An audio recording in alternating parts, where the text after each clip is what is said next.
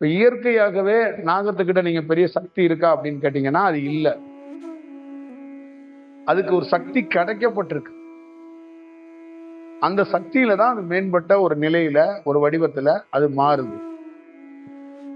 ஆனா மனிதத்தோட மூத்த சக்தி பெற்ற முதல்ல சக்தி பெற்று அதுல வலிமையா ரொம்ப காலம் வாழ்ந்தது நம்மளோட ஃபர்ஸ்ட் ப்ரியாரிட்டியில ஃபர்ஸ்ட் அந்த சக்தியை அட்டன் பண்ணி அந்த சக்தியில சக்சஸ் பண்ணி அந்த சக்தியிலேயே ஒரு பெரிய வடிவத்தை பார்த்தது நாம கிடையாது, முதல்ல நாகம்தான். நாகத்துக்கு அடுத்தபடியா கேட்டகரியில தான் நாமளே வர்றோம். அதனாலதான் அந்த நாகங்கள் ரொம்ப விசேஷமாக அந்த செயல் வடிவத்தை நம்ம சொல்லப்படுது.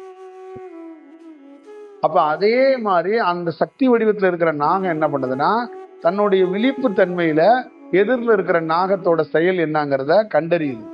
அதே மாதிரி இந்த பிரபஞ்சத்தோடைய அதிர்வுகளை சுழற்சிய அந்த அதிர்வுகளை எல்லாத்தையுமே அது உணருது, அது கிரகிக்க முடியுது. அதால இந்த செயல் வடிவம் எல்லாம் இருக்கிறதுனாலதான் அந்த நாகத்தால ஈஸியா யோக மார்க்கத்துல சாதிக்க முடியுது. இவ்வளவு பெரிய வடிவம் அதுக்குள்ள இருக்கு.